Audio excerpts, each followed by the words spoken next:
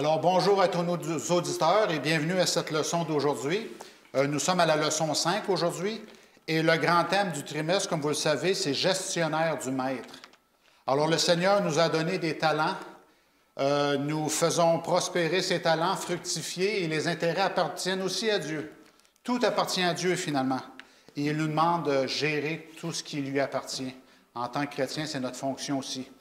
Et même si nous ne sommes pas des planificateurs financiers, il y a suffisamment d'informations dans la Bible pour nous conduire et avoir des choses précises de comment gérer notre argent de façon personnelle ou de façon aussi dans la communauté chrétienne. Et pour discuter de ces sujets-là ce matin, j'ai encore Jonathan. Merci d'être là, Jonathan. Merci. Et j'espère qu'ensemble, on aura des bonnes conversations. Et Carlos. Merci d'être là, Carlos. Et de continuer à toujours étudier la parole de Dieu pour toutes les grandes richesses qu'il y a dedans. Et pour commencer, est-ce que je peux te demander de comment nous diriger dans la prière? OK. S'il vous plaît. On y va. Merci, Seigneur, de cette nouvelle opportunité que vous nous donne afin de pouvoir partager votre parole. On vous demande de nous guider. On vous demande aussi de guider nos pensées et aussi, Seigneur, que le message soit clair pour tout le monde. On vous demande toutes ces choses au nom de Jésus. Amen. Amen. Amen. Amen. Merci, Carlos. Alors, l'étude commence avec une parole qui nous vient du roi Salomon dans Proverbe 22, verset 7, qui dit « Le riche domine sur le pauvre. Celui qui emprunte est l'esclave de celui qui prête. » Alors, le système financier que nous avons aujourd'hui ne date pas de récemment. Vous savez, c'est une parole qui nous vient d'il y a 3000 ans. Et déjà, on comprenait que celui qui emprunte à d'autres finit éventuellement par être son esclave. On a une définition aussi dans l'introduction qui nous parle d'une dette. Une dette ou vivre dans les dettes, c'est vivre aujourd'hui avec ce que l'on pense gagner demain. Alors, je vais avoir le style de vie tout de suite de ce que je vais gagner dans le futur. Et le système financier aujourd'hui qui nous entoure dans le système occidental est fait comme ça depuis un bon bout de temps déjà. Et on sait que c'est un système qui est à l'envers parce que Dieu l'avait fait de l'autre façon. Et puis le système fait en sorte que ce sont les riches qui ont établi ce système, je crois que c'est au 18e siècle avec la famille Rothschild, qui ont dit, ils étaient tellement riches qu'ils ont dit, bien là, on va prêter aux nations et là, on va fonctionner sur des dettes. Et là, le système, depuis jusqu'à aujourd'hui, fonctionne sur des dettes. Mais on sait, la parole de Dieu nous dit que ce système-là ne fonctionnera pas éternellement. Parce que fonctionner avec des dettes, et même le système de la bourse aujourd'hui, les taux d'intérêt étaient tellement bas qu'à la bourse, ce sont des gens qui empruntaient de l'argent pour faire fonctionner de l'argent. Alors là, finalement, le système fonctionne sur quelque chose qui n'existe plus. Alors, c'est très dangereux de fonctionner avec des dettes. Et l'histoire se répétera encore une fois et nous dira qu'est-ce qu'il y en est de ces dettes-là. Et dans la Bible, oui. Ce qui est curieux, c'est qu'on parle toujours que le pays est endetté d'une X quantité. Et normalement, pourquoi c'est si endetté, étant donné que le niveau de production n'arrive jamais à ce niveau? Même les pays pauvres, ils sont déjà endettés et ils continuent de s'endetter. De s'endetter. Oui. Ils vont plus loin. Oui. Et cela nous touche à nous comme population, nous en tant que peuple, ça nous touche vraiment. C'est sûr, parce qu'il y a un prix à payer de fonctionner sur ce qu'on n'a pas. Hein? Ouais. Et ça, c'est au niveau personnel aussi. Il y a une vingtaine d'années, on entendait parler qu'en Grèce, en Italie, en Espagne, les gens vivaient au-dessus de leurs moyens. Et finalement, le pays a comme chambranlé un peu. Mais maintenant, c'est en Occident, aux États-Unis, au Canada. Au Canada, ils disent qu'on nous sommes endettés. Si je me rappelle bien, c'est 228 de notre capacité, de notre salaire annuel. Alors, ce sont des chiffres qui sont astronomiques. Et il y a plusieurs de nos jeunes aujourd'hui qui commencent la vie avec une grosse maison, tout meublé, le gros véhicule, et ils commencent à peine à travailler. Alors, il y a quelque chose qui ne marche pas dans dire, bien, dans 30 ans, je vais financer ma vie sur qu'est-ce qui va arriver dans 30 ans.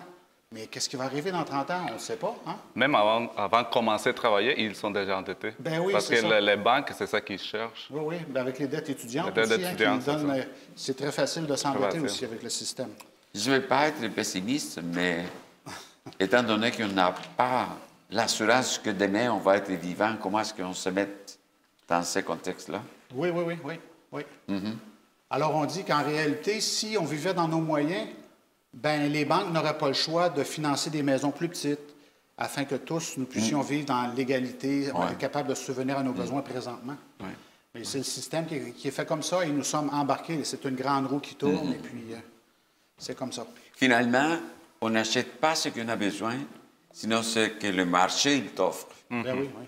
Ben oui. Donc, Et les politiciens sont contents. Le premier ministre est content que ça fonctionne comme ça parce que lui, il veut avoir toujours le système qui grossit toujours un peu. Alors, ça fait son affaire d'emprunter dans le futur pour planifier pour présentement. Hein. Alors, c'est un peu comme ça. ouais.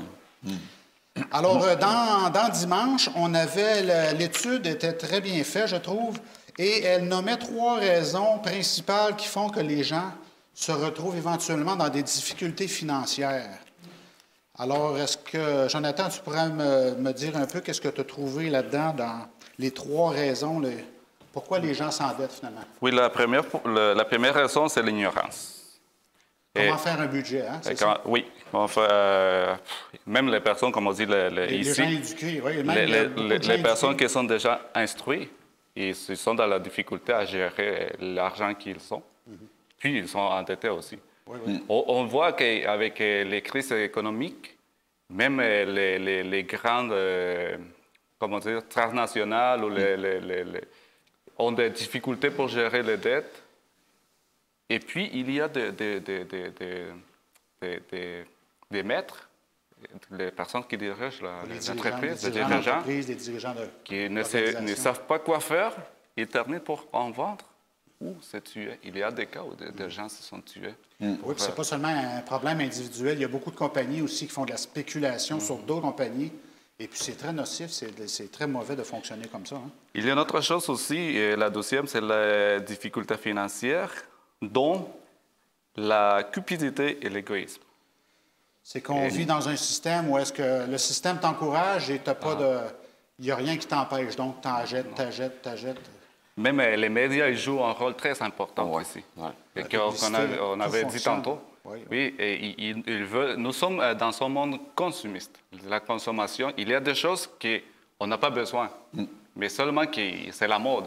Il y a une personne qui l'a, je l'en veux aussi. Et on veut égaliser les gens. Même si nous sommes pauvres, on essaie de le faire. Ça me donne un exemple parce que moi j'ai un de mes voisins qui a un petit robot pour couper la pelouse. Et puis, ça fonctionne toujours. Je le vois jour et nuit qui coupe la pelouse, tout ça, il se fait. Et puis, nous, la pelouse vient longue. On doit couper la pelouse à la main. Mais on se dit, bien, on n'a pas les moyens, finalement, de se payer cette chose-là. On a une vieille tondeuse et on va utiliser notre tondeuse jusqu'à la fin. Et puis, quand on aura l'argent disponible, à ce moment-là, on fera ce que le voisin fait parce que c'est quand même une bonne invention. Non, mais ça fait du bien le faire manuellement. Ben oui, c'est bon pour la santé. C'est bon pour la santé, mais on pourrait faire d'autres choses aussi. Mais c'est juste qu'il y a toujours quelqu'un qui te dit « Mais comment est-ce que tu n'as pas cela? » Oui, oui, oui. Le système est comme ça. Il faut mais comprendre la culture. Même si tu es content parce que tu fais l'exercice et que ça c'est bon, mais pourquoi est-ce que tu n'as pas cela? Nous sommes des victimes. Parce que quand on utilise le téléphone ou la TV, il y a toujours des publicités. C'est la même publicité dans chaque appareil. Il termine par nous donner... Alors, on a parlé du budget, faire un budget et tenir son budget. Hein? Être capable d'avoir l'énergie, la force de ne pas dépenser au-delà de nos moyens. Il y a d'autres choses aussi qu'on discutait? Oui, la troisième, c'était la mésaventure personnelle. Ce sont des choses qui ne sont pas dans notre main. C'est-à-dire, c'est ça qu'on ne peut pas... On n'a pas de contrôle sur cela. C'est-à-dire, comme il mentionne, il y a des maladies. On ne sait pas quand est-ce qu'on va... Catastrophe naturelle, on parle, oui. Un conjoint, avoir un ex qui nous a complètement vidé de notre argent aussi. Hein. Aujourd'hui, il y a tellement de divorces de gens qui sont ensemble un bout de temps et puis qui se séparent. Donc, il y a beaucoup de problèmes financiers là-dedans. On dit aussi des gens, finalement, qui sont venus au monde, qui sont nés dans la misère. Alors, c'est dur de s'en sortir aujourd'hui dans ce système-là. Mais il y a une chose qui me frappe quand même.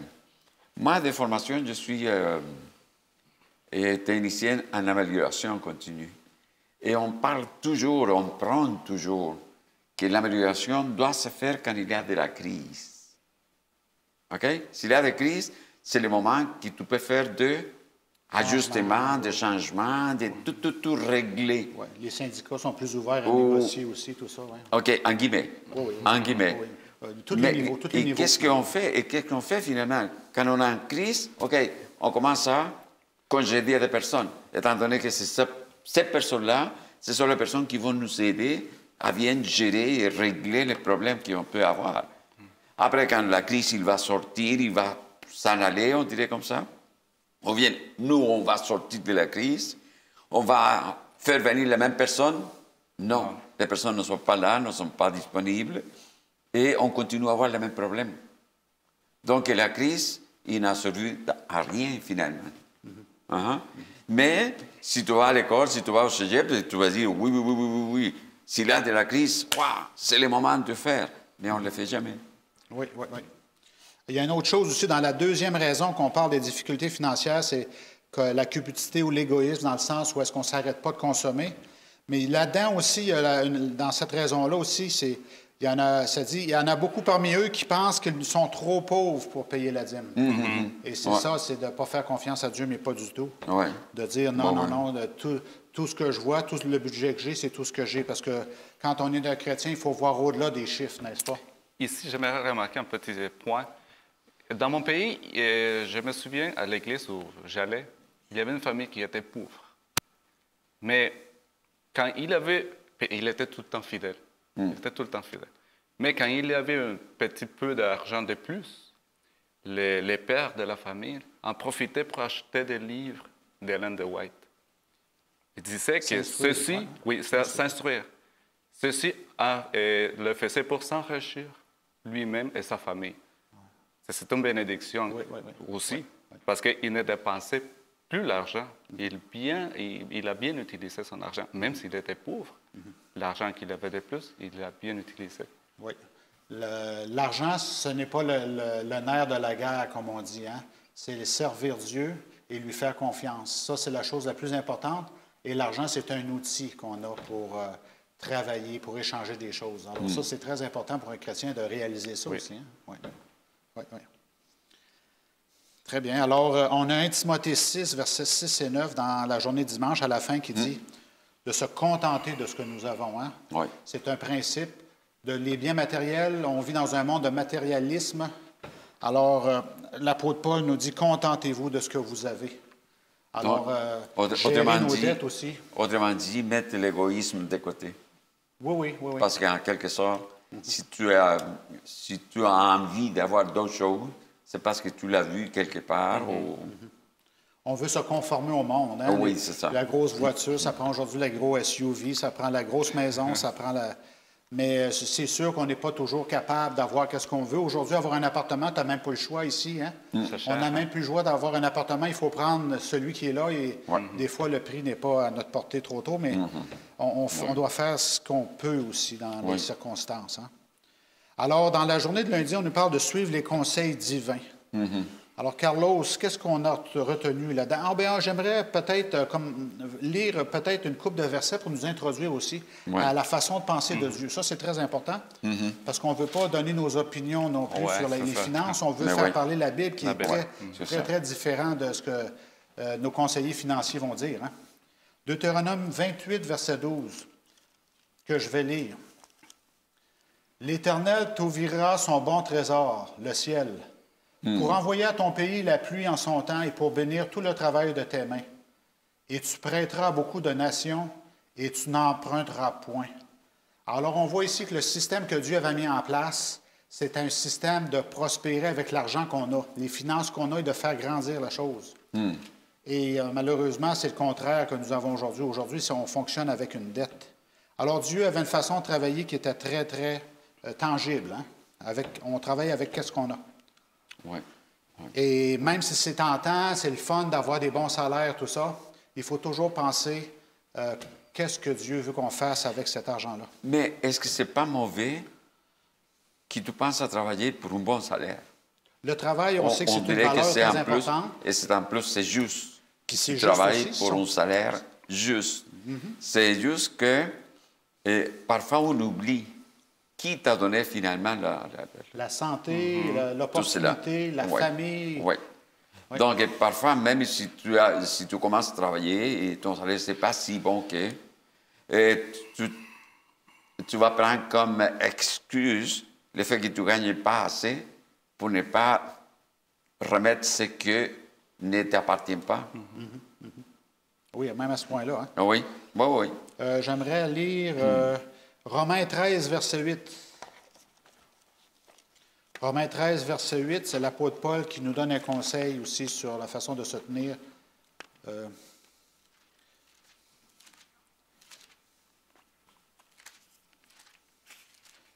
Romains 13, verset 8, qui dit ceci. 13, verset 8. Ne devez rien à personne si ce n'est de vous aimer les uns les autres, car celui qui aime les autres a accompli la loi. Alors, nous avons aussi ce devoir d'accomplir la loi de Dieu si on veut être béni, parce que dans les semaines précédentes, on a parlé de la bénédiction de Dieu. Dieu, c'est un bon Père pour nous. Il veut nous bénir, mais souvent, c'est nous qui refusons de faire les choses que Dieu veut pour nous, de laisser aller qu'est-ce qui lui appartient, lui rendre la dîme, les offrandes. Et ensuite, Dieu dit, je vais vous bénir en abondance. C'est les versets que nous avons lus dans les semaines précédentes. Alors, c'est très important de mettre Dieu en premier. La leçon, quand même, il nous dit que nous sommes des êtres matériels. Malgré tout, oui, c'est ça. Et Dieu veut qu'on fonctionne de cette façon-là. Oui, et en plus, nous vivons dans ce monde matériel. Donc, c'est une bonne excuse pour être matérialiste, comme Jonathan disait tantôt, parce que c'est séduisant. On se laisse séduire par tout ce qu'on voit, mais plutôt pour ce qu'on nous offre. C'est des besoins artificiels futurs. Hein? Oui, oui, oui. Des fois, on va investir dans une belle voiture pour 20 ans, on voit le futur. Peut-être que ton besoin, c'est aujourd'hui. Peut-être que ton besoin, c'est aujourd'hui. C'est juste que la dette que tu vas avoir, c'est à peu près pour l'éternité. Pour longtemps. Oui, d'autres concepts. Longtemps, je parle de ça. D'autres concepts. Est-ce que tu voudrais nous lire, Carlos, Matthieu 6, 24? Oui. Justement, ça parle d'argent. Il l'appelle sous le nom de mammon.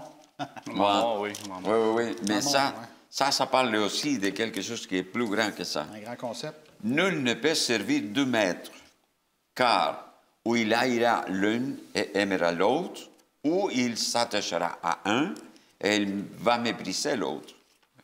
Donc, ce qui nous dit, vous ne pouvez pas servir Dieu et maman, tu l'as dit. Mammon qui est le dieu de l'argent. Oh, oui. En espagnol, dit richesse.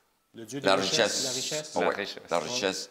Mais la richesse est comme définie de quelque chose pour lequel tu vas toujours avoir l'envie. Mais pas pour travailler pour la richesse.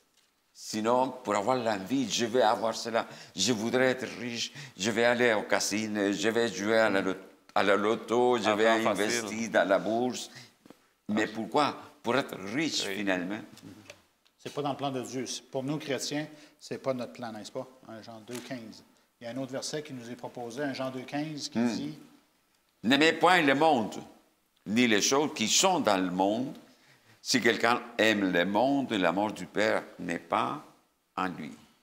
Alors, il ne faut pas se conformer à ce que le monde propose, mais plutôt à ce que Dieu nous montre au travers de sa parole et puis nos besoins réels, finalement. Nous-mêmes, nous avons un besoin, nous et notre famille aussi. Si nous sommes conscients que tout ce qu'on reçoit, ça vient de Dieu, on doit être comme content avec ce que Dieu nous donne. Pourquoi? Parce que c'est lui qui sait de quoi est-ce qu'on a besoin, finalement. Et en tant que chrétien adventiste, vous savez que on a, dans nos doctrines, on dit ceci, hein, sur nos vœux baptismaux, il est demandé, croyez-vous à l'organisation de l'Église et avez-vous l'intention de soutenir celle-ci par vos dîmes et vos offrandes, par votre activité et par votre influence? Ouais. Alors, c'est quelque chose dans lequel nous avons étudié avant d'être baptisés, que Dieu nous demande de lui rendre ce qui lui appartient, qui est la dîme, et des offrandes en plus pour supporter notre communauté et aussi être bénis spirituellement. Parce que si on veut que notre communauté fonctionne, il faut l'encourager, la faire marcher, ça prend des sous pour ça. Et Dieu dit, si vous faites ça, je vais décupler, vous avoir la bénédiction en abondance. C'est une promesse qu'il nous fait. Hein? Mais en Somme 50, 14 et 15, ça nous dit, « offre pour sacrifice à Dieu des actions de grâce. Pas l'argent, pas n'importe quoi. Des sacrifices, d'actions de grâce. Ben oui, si on le fait de façon en sachant que quand on encourage notre Église, puis qu'on va être bien encouragé spirituellement, bien, nos enfants vont être bien instruits, comme tu disais, éduqués spirituellement et fonctionner de la bonne façon. Et ils vont être capables de se débrouiller dans la vie. Ils vont être à l'affût de toutes les mauvaises désirs, les mauvaises publicités qu'on n'a pas trop besoin. Et en plus, il y a une autre petite chose qui est encore bonne encore. Il dit, invoque-moi au jour de la détresse, et je te délivrerai, et tu me glorifieras. Ça veut dire, en espagnol, on dit, si on met de l'eau, pour qu'elle soit plus claire encore. OK? Si tu veux que l'idée soit plus claire encore, OK, mets de l'eau. C'est ça. OK? Ça veut dire, c'est aussi clair qu'on n'a pas besoin de beaucoup réfléchir à cela. Invoque-moi au jour de la détresse. Si moi je suis un problème, Seigneur, le Seigneur me dit, invoque-moi. Priez à Dieu, c'est sûr. C'est ça. Priez à Dieu pour tous nos besoins. Oui. Puis lui nous promet qu'il veut nous bénir. Donc, Et ça, c'est quelque chose que moi, j'aimerais comme mettre un peu l'accent et faire attention parce que le fait que je pense que j'ai un problème maintenant et j'invoque Dieu, le Seigneur, il va me résoudre ces problèmes-là. Non, non, non, non, non, non. Peut-être que la solution de Dieu, c'est une autre différente. Donc, si j'invoque Dieu, accepte ce que le Seigneur, il va te rendre. Pourquoi? Parce qu'il dit quand même, je vais te livrer de ta détresse. Et après, tu vas me glorifier. Donc, faites attention. Si tu me demandes de l'argent, faites attention, peut-être que Dieu ne va pas t'envoyer de l'argent. Peut-être qu'il va t'envoyer d'autres choses. Un meilleur travail. On ne sait pas, un avancement, peut-être. OK? Où il vient, il va te donner une meilleure façon de réfléchir quand tu vas t'endetter. On ne sait pas. La sagesse. Mais oui, c'est ça. Ou mettre des chrétiens de notre communauté qui vont nous enseigner comment faire les choses, eux qui connaissent plus Oui, ou des choses c'est comme ça. juste qu'il faut faire attention dans le fait que si on invoque à Dieu, cela ne veut pas dire que le Seigneur il va te résoudre les problèmes comme toi, tu les vois. Et on pense trop souvent en fonction de l'argent. On Ouais. voit, Ouais. ça va se résoudre de façon mathématique. Mais Dieu, il y a plein d'autres façons de résoudre Oui, nos problèmes. c'est ça. C'est ça.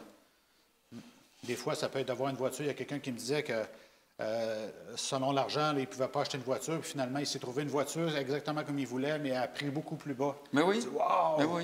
Mais oui. Alors Dieu peut Oui. répondre à toutes les prières, finalement, tous Mais nos besoins.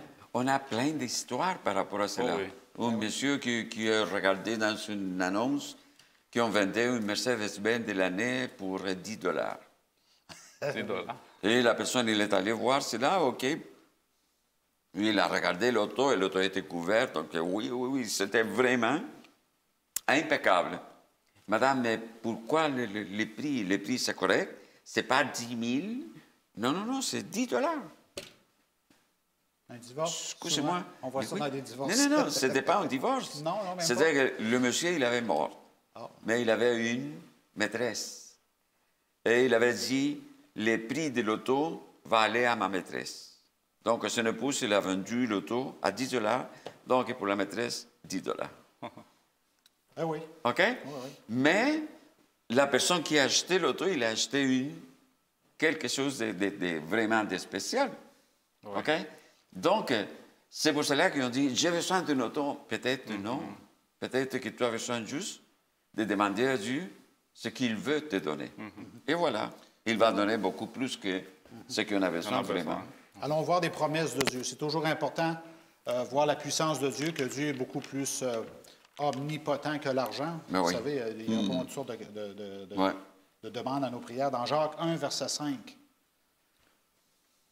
si quelqu'un d'entre vous manque de sagesse, qu'il la demande à Dieu, qui donne tout simplement et sans reproche, et elle lui sera donnée. Ouais. Alors, seulement demander la sagesse à Dieu. Seigneur, les chiffres n'arrivent pas. Qu'est-ce que je fais, Seigneur? Bénis-moi. Oui. Je suis fidèle, puis on se met en accord avec Dieu et Dieu va répondre. Peut-être pas autant qu'on veut non plus. Peut-être ça va prendre un petit peu de temps, mais il faut Mais faire c'est la confiance à promesse. Dieu. C'est la promesse que nous avons Il faut dans la s'accrocher Bible. aux promesses. Oui. Ça, c'est la priorité. On ne doit pas hésiter. Hein. Et ça, c'est une autre chose. Quand tu demandes à Dieu, il faut qu'on attende. Qu'on se confie à Dieu et qu'on attend. Parce que peut-être que la réponse de Dieu, ce n'est pas pour tout de suite. Peut-être que ça va être pour la semaine prochaine. Oui, pour l'année prochaine, je ne sais pas Et c'est quoi. ça, on ne veut pas attendre non plus. On Mais est oui, mieux c'est ça. s'endetter. La carte de crédit, c'est extrêmement facile. Oui. Et on ne doit pas aller vers là. Le temps de Dieu, ce n'est pas notre temps. Oui. C'est cela ce qu'il faut aussi avoir dans notre tête. Une autre promesse dans 1 Pierre 5, 6 et 7. 1 Pierre 5, 6 et 7. Humiliez-vous donc sous la puissante main de Dieu, afin qu'il vous élève au temps convenable, et déchargez-vous sur lui de tous vos soucis, car lui-même prend soin de vous. Alors oui, on peut avoir des problèmes financiers, comme on dit, les chiffres n'arrivent pas, mais Dieu dit, humiliez-vous, faites-moi confiance que ma main puissante, elle est là, et je prendrai soin de vous. Wow, c'est une belle parole, ça. Hébreux 13, 5. Jonathan, tu l'as, s'il te plaît? Hébreux Hébreux 5, 13? 13, 5. Oh, Hébreux 13, 5. Yeah. 13, 5. OK. Oui, je l'ai. Ne vous livrez pas à l'amour de l'argent. Contentez-vous de ce que vous avez, car Dieu lui-même a dit, « Je ne te laisserai point et je ne t'abandonnerai point. Wow, Voilà. C'est fort, ça, hein? Voilà. Voilà. Oui, c'est fort. Mais ça ne veut dire pas qu'on doit chercher toujours des dettes. Mais oui. Oui. C'est Dieu qui va venir à notre aide. Alors qu'on parle de l'argent, la dîme et des dettes, allons voir Malachie 3, 8 à 10, c'est toujours important de se rappeler de ce contexte-là. Que quand Dieu nous parle des dettes, dans le temps de Malachie, le peuple était sous la malédiction de tous les côtés et ils étaient indifférents à Dieu, dire Dieu ne s'occupe pas de nous. Mais Dieu a envoyé Malachie, le prophète, pour annoncer ceci dans Malachie 3, versets 8 à 10. Un homme trompe-t-il Dieu? Car vous me trompez, qu'il est dit. Et vous dites, en quoi t'avons-nous trompé? Dans les dîmes et les offrandes. Vous êtes frappés par la malédiction et vous me trompez. La nation tout entière. Apportez à la maison du trésor toutes les dîmes, afin qu'il y ait de la nourriture dans ma maison. Mettez-moi de la sorte à l'épreuve, dit l'Éternel des armées, et vous verrez si je n'ouvre pas pour vous les écluses des cieux. Si je ne répands pas sur vous la bénédiction, une petite bénédiction, Oui. là, il dit Oui, en les abondance. petits. En abondance. Oui. Et là, il parle des choses qui nous tombent dessus en abondance, mais aussi il parle pour vous, je menacerai celui qui dévore. Ce n'est pas seulement financièrement ici. Ça peut être des menaces qui nous entourent. Oui. Il va l'enlever. Il ne vous détruira pas. Il ne vous détruira pas les fruits de la terre. Il va nous bénir aussi dans notre travail, dans nos productions. Et la 12. Tout ce qui nous entoure. Oui. Et pas seulement au niveau individuel ou d'une petite communauté, on parle au niveau national aussi. Oui. Toutes les nations vous diront heureux, car vous serez un pays de délices, dit l'Éternel des armées. Voilà. C'est comme Joseph. Oui. Joseph est un dit- esclave et Dieu a complètement tourné la situation en sa faveur parce qu'il était fidèle. La Bible dit que Dieu a béni tout ce qu'il a touché. Tout ce qui touchait, Tout ce qu'il a touché, il tous était les béni. départements qui touchaient, pouf, la bénédiction. Il était dans l'étranger. Oui. Il était béni par Dieu. Ben oui. Parce qu'il lui a resté fidèle. Oui. Même s'il a été longtemps à la base, dans le fond d'une prison, un bon matin, Dieu a décidé qu'il allait le mettre numéro 2 du pays d'Égypte. Hey, c'était une grande civilisation à ce moment-là. Alors Dieu l'a placé là pour qu'il puisse délivrer, qu'il puisse proclamer les vérités de Dieu. Psaume 32, verset 8. Allons voir d'autres promesses. Parce que surtout l'argent, hein, c'est dur de se détacher de l'argent. La culture est tellement forte là-dessus, mais Dieu a complètement un autre plan, une autre façon de penser pour nous qui sommes ses enfants. Dans Psaume 32, verset 8. Est-ce que tu voudrais le lire, Jonathan? Oui. Je t'instruirai et je te montrerai la voie que tu dois suivre. OK, encore une ligne. OK. Je te conseillerai et j'aurai le regard sur toi. Wow. Alors Dieu dit que si on est fidèle, on étudie sa parole, il va nous montrer comment faire les choses, comment vivre. Oui. Il va nous conseiller et il aura le regard sur nous. Il ne nous laisse pas tomber dans n'importe quelle situation. Si on est là, on le sert fidèlement, on le prie, on lui demande nos besoins, il aura le regard sur nous. Est-ce que c'est pas encourageant, ça? Moi, quand j'ai commencé à conduire mon petit vélo, j'avais 2 roues, j'avais toujours mon père qui était derrière pour m'aider. Hein, c'était une bonne... Oui. Mon père ou ma Mais tu mère. sais quoi? C'est quand même qu'aujourd'hui, tu parles de conseils. Le Seigneur, il nous conseille. Et quand tu vas conseiller quelqu'un, et cette personne-là, il a 2 choix. Il accepte, ou il peut te dire merci beaucoup, je vais voir cela. Dans ce cas, c'est à peu près la même chose pour nous, parfois. OK? On lit, et on lit que le Seigneur, il nous donne des conseils, mais parfois on dit, OK, on va essayer quand même. Et voilà qu'on tombe. Mardi, comment s'en sortir de l'esclavage des dettes? Alors, on a 3 étapes ici proposées. Est-ce que c'est un esclavage, d'avoir des dettes? Pas toujours, mais très souvent. OK. Très souvent. OK. Dans notre culture, oui, je crois que c'est très rare les gens qui n'ont pas l'argent. On achète trop facilement les choses. C'est juste que dans le pays, comme tantôt Jonathan il l'a mentionné, dans des pays que la consommation, c'est quelque chose de comme habituel, OK? Avoir une dette à 15, 20 ans pour un appartement, pour un auto, n'importe quoi, c'est comme quelque chose de normal. Donc, tu vas parler avec cette personne et tu vas lui dire, mais tu es un esclave de ta dette. Mais non. Non, c'est correct. Et d'accord, mais est-ce que tu vas vivre 20 ans? Est-ce que l'auto que tu viens d'acheter, il va te durer 20 ans? Mais peut-être non, mais la dette va continuer quand même. Ouais. Ouais. Alors, comment s'en sortir de cet esclavage-là si nous sommes pris dans ce problème-là? Ça nous dit quoi? L'étape numéro 1 nous dit quoi? Prononcer un moratoire, ça veut dire fini les dépenses à crédit. Alors, on doit se débarrasser du crédit. Tu dis, à partir de maintenant, je ne touche plus au crédit et je dois payer mon crédit. Ouais. L'étape 2, c'est faire une alliance avec Dieu, de payer vos dettes le plus rapidement possible. Alors, au lieu d'acheter quand on a des bonus ou quoi que ce soit à notre travail, au lieu de le donner pour acheter d'autres choses, on peut payer l'intérêt sur la dette. Ou, dans ton exemple, il était très bien de concentrer premièrement sur le royaume des cieux. Ça aussi, c'est très important. L'étape 3 est la partie pratique. On paye notre maison parce que, bien sûr, une maison, ça coûte cher. Et on doit payer le crédit pour la maison premièrement. Et on dit aussi payer toutes nos cartes de crédit pour ne pas tomber en problème. Et on double ou on augmente nos remboursements au fur et à mesure qu'on avance dans le paiement de nos dettes. Ce que je trouve qui est très bon, parce que ça te donne un goût quand même, c'est de payer tous les petits dettes. Parce que si tu fais la liste de toutes tes dettes, et si tu payes OK, tu as un des moins. Mais c'est $5, c'est pas grave. Mais c'est un des moins. OK? Après, quand tu vas avoir de l'argent, tu payes l'autre petite. Et voilà, tu as un des moins, et un des moins, et un des moins. On commence par les intérêts les plus élevés et les plus dangereux aussi. Oui.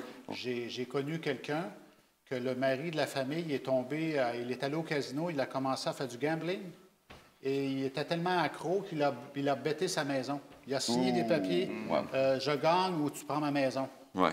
Et il a perdu sa maison. Alors là, c'est la mafia qui est allée cogner à la porte et la madame répond, dit la maison nous appartient maintenant. Il y a 20 000 qui nous appartient. Et la madame, elle a fait la bonne chose, elle est allée à la télévision directement. Il y a la mafia qui est en train de prendre ma maison et puis finalement, ça l'a réglé un peu le problème. Ça a été moins pire, mais c'est ça, il faut régler ces choses-là, que ce soit illégal ou non. Parce que des fois aussi, quand on va dans des dettes, des fois on tombe dans des deuxièmes, des troisièmes crédits qu'on appelle et ils peuvent être dangereux, ceux-là. Normalement, nous avons la tendance de faire autrement. C'est-à-dire, on paie la dernière, la plus petite. Lorsqu'on a réussi à payer, on s'endette. On dit, Alors, nous sommes déjà libérés. Oui. On a réussi On à ajoute payer. une autre. On a assez d'argent. On va... Ouais. On ajoute C'est un ça autre. la tendance. Ouais. Alors, on a un petit paragraphe dans Mardi qui est très intéressant et ça nous parle des... Il y a 26 versets dans la Bible qui nous parlent de l'endettement, spécifiquement. Alors, la conclusion qui dit ici, il est clair que Dieu ne souhaite pas que nous voir endettés. Une fois que l'alliance est conclue, de nombreuses familles découvrent que Dieu les bénit de manière inattendue et la dette se réduit plus rapidement qu'ils ne l'avaient anticipé. Hein, c'est pour ceux qui servent Dieu, qui mettent Dieu en premier. En suivant ces 3 étapes simples, de nombreuses familles ont pu se débarrasser des dettes. Vous le pouvez aussi, en mettant Dieu en premier, vous recevrez sa sagesse et sa bénédiction dans la gestion de ce qu'il nous a confié. Que votre conduite ne soit pas inspirée par l'amour de l'argent, contentez-vous de ce que vous avez, car il a dit lui-même, je ne te délaisserai pas jamais, je ne t'abandonnerai jamais. Alors, c'est ça qu'on peut faire pour s'en sortir. C'est une priorité, ça. On a l'esprit de prophétie aussi qui compare les dettes à la peste. Évitez les dettes comme la peste. Hein, s'il y avait une peste, là, vous resteriez loin. Bien, c'est ça qu'il faut faire. Il faut éviter les dettes le plus possible. Les mauvaises dettes, bien sûr, parce que on veut avoir une maison aussi. On a besoin d'une auto des fois, mais on doit les éviter le plus possible. Il y a une autre façon aussi de devenir comme endetté sans avoir emprunté de l'argent. C'est laquelle? C'est pas. Ne pas s'endetter. Hein? Non. On devient esclave d'une dette, même si on n'a pas emprunté de l'argent. OK. Comment est-ce qu'on arrive à cela? Explique-nous. C'est mercredi. C'est mercredi? C'est mercredi. Ah oui. C'est mercredi. Oui, c'est de cautionner pour les autres. Hein? Des Voilà. fois, on veut être des bons amis. Oui. On dit, c'est un bon ami. Et puis, j'en ai vu des gens qui ont fait ça. C'est un bon ami, je sais qu'il travaille fort, puis je vais me garantir pour son 8 000 ou son 8 000 sur son auto. Et il y a même des chiffres, ils disent, je ne sais pas c'est à quel endroit, mais il y a certaines études d'une région qui disent que jusqu'à 75 des personnes ayant co-signé se retrouvent à devoir faire eux-mêmes les versements à un moment donné. Hein. C'est ça. Jusqu'à 75 Il y a une autre chose aussi que j'ai constaté dans ma carrière, c'est que les restaurants, beaucoup de gens arrivent et puis là, ils disent « Ah, on va commencer une business. Ça a toujours été mon rêve de commencer une business. Je vais faire un restaurant, une franchise. Et puis là, ils demandent à leurs amis « J'ai besoin de 20 000, 10 000, 15 000. » Mais savez-vous que les restaurants, la première année, il y a 80 de faillite? Oui. Et ça, c'est tout le beau-frère, le frère, la sœur, le grand-papa qui prête de l'argent, qui se porte garant et qui tombe en problème. Ouais. Souvent. Alors, il faut faire très attention aussi parce qu'il y a des business, des entreprises qui sont très difficiles à partir. Puis il faut s'informer. C'est important de s'informer de ces choses-là. Tu sais que Salomon, c'était le roi le plus sage, et lui, il nous donne des conseils. Proverbes. C'est facile pour lui, hein, un riche comme lui. C'est ça que j'avais. Moi, j'avais y réfléchi aussi. Mais c'est bon quand même, Non, étant donné bons. qu'il était riche. Il était sage aussi. Il Il était regardait sage. son peuple. Parce que Il était riche je et me suis sage. demandé, et Salomon, il était tellement riche, mais pourquoi il nous parle de dette? Il n'avait pas de dette. Ouais. Mais au-delà de la richesse, il était sage et juste. Ouais. Ouais. C'est sûr, il était le juge d'un grand territoire aussi. Hein. Dans ce temps-là, il était le juge. OK, Donc, mais- il y avait des causes qui venaient de très loin parce que son territoire allait jusqu'à l'Euphrate, jusqu'à la rivière de l'Égypte. Il avait un très grand territoire aussi. Hein. Mais Alors, il a vu des lisons, choses. lisons son conseil. Oui. OK? c'est- Proverbe 6, de 1 à 5, ça dit, « Mon fils, si tu as cautionné ton prochain, et si tu t'es engagé pour autrui, si tu es enlacé par les paroles de ta bouche, si tu es pris par les paroles de ta bouche, fais donc ceci, mon fils, dégage-toi, puisque tu es tombé au pouvoir de ton prochain. Va, prosterne-toi et fais des instances auprès de lui. Ne donne ni sommeil à tes yeux, ni assoupissement à tes paupières. Dégage-toi comme la gazelle de la main du chasseur, comme l'oiseau de la main de l'oiseleur. Alors, c'est ça. Si on voit une situation dans laquelle on a dit des paroles, mais qu'on réalise à un moment donné que, j'aurais pas dû prendre cette décision-là. Alors, il n'est jamais trop tard pour reculer et puis de dire, ben là, ça ne fonctionne plus avec moi. Oui. Je me souviens quand j'étais petit et après quand j'ai grandi, ma mère nous répétait très souvent ne jamais porter garant de quelqu'un. Il nous a répété très souvent, très souvent. Et quand j'étais petit, je ne savais pas. Mais maintenant, je comprends pourquoi il nous a avertis de Surtout de les cela. adolescents. Les adolescents, ils ont des amis, leurs amis, c'est leur vie pour eux, et puis ils se portent garant pour des choses. Des fois, on se demande pourquoi. Il y a aussi un petit paragraphe qui dit un membre d'église peut venir à vous pour vous demander de consigner. Votre réponse devrait être la Bible dit que je ne devrais jamais faire cela. C'est difficile Oui, de S'il vous répondre. plaît, Mais comprenez que la Bible nous encourage à être outils à ceux qui sont dans le besoin. Mais nous ne devrions pas devenir responsables de leur dette. Oui, Proverbe, j'en ai un autre. Je te relance, Carlos, dans Proverbe 23. Encore Salomon qui nous dit des choses. 23, versets 4 et 5. 23, versets 4 et 5. Ne te tourmente pas pour t'enrichir, n'y applique pas ton intelligence. Veux-tu poursuivre du regard ce qui va disparaître, car la richesse se fait des ailes, et comme l'aigle, elle prend son vol vers les cieux. Alors ta richesse, elle peut s'envoler. Alors il dit... 1 Timothée 6, 9 et 10. Qu'est-ce que Paul il dit? On dirait que Paul, ce n'était pas un pauvre, non? Quand il a commencé à faire l'œuvre de Dieu, oui, ça a été quelque chose de différent. Ben, il dit, mais ceux qui veulent s'enrichir tombent dans la tentation, dans la piège, et dans beaucoup de désirs insensés et pernicieux, qui plongent les hommes dans la ruine et la perdition. Car l'amour de l'argent est une racine de tous les maux, et quelques-uns, en étant possédés, se sont égarés loin de la foi, et se sont jetés eux-mêmes dans bien des tourments, des problèmes, finalement. J'ai un exemple. J'ai entendu quelque chose dernièrement. C'est quelqu'un qui arrivait à sa retraite. C'était sa dernière année. Il avait 64 ans. Et sa dernière année, à son travail, il pouvait faire beaucoup de temps supplémentaire. Alors, il dit, cette année, pour la première fois de ma vie, je veux faire 100 000 $ et prendre ma retraite. Et savez-vous qu'est-ce qui est arrivé après qu'il a pris sa retraite? Il est tombé malade. Et puis là, pendant des années, il a dit, si je suis malade, c'est à cause que j'ai trop travaillé ma dernière année. J'aurais jamais dû travailler cette année-là à faire du temps supplémentaire. Il dit, c'est ça. Je sais tellement que c'est ma dernière année qui a fait que je suis tombé malade. Il dit, que je le regrette et je le regrette. Alors, il faut faire attention à l'accumulation des trésors et plutôt profiter de la vie et puis aller surtout à la fin de ta vie laborale qui Moi, ça est fait un an, j'ai vécu une expérience un peu similaire à ceci. Je commençais à travailler, à faire du temps supplémentaire. Je ne voulais pas devenir riche. Je ne suis pas né pour ça. Mais j'avais des objectifs. Je commençais à travailler au-delà de temps, et la fin de semaine aussi, mais pas le samedi, le dimanche, et du dimanche au vendredi. Le soir. Et une fois, j'ai dû partir à l'hôpital et appeler l'ambulance. Parce que j'avais quelque chose dans mon cœur que j'ai failli de m'évanouir.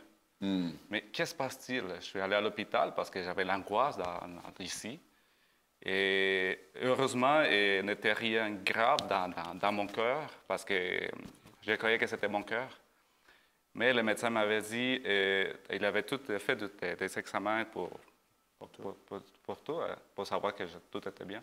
Il m'a dit, monsieur, vous avez l'air de trop travailler. Ralentissez, s'il vous plaît. Ce sont des choses qui arrivent. Moi, j'ai vécu l'expérience. On veut savoir à quel point on est capable de travailler, notre volume de travail et tout ça. Et cela m'a pris à peu près 6 ou 7 mois pour m'en sortir de la détresse parce que j'avais des épisodes d'anxiété. Ça, c'est pas facile. C'est un conseil que je donne. C'est ça, il faut se reposer aussi. Puis le travail aussi, aujourd'hui, est très stressant aussi. Hein? Oui, il faut réaliser ça, ça va très, très vite. Alors, c'est ça. On avait aussi jeudi, juste donné une idée que le plan de Dieu, c'est dans la Bible, c'est noté que le terme des dettes, c'était possible d'avoir des dettes, mais pas plus que 7 ans. Alors, 7 ans, on doit payer beaucoup de capital et ça va très vite, n'est-ce pas? Alors, c'était le plan de Dieu de ne pas s'endetter plus que 7 ans. Parce qu'aujourd'hui, on parle de 30 à 40 ans, les termes. Hein?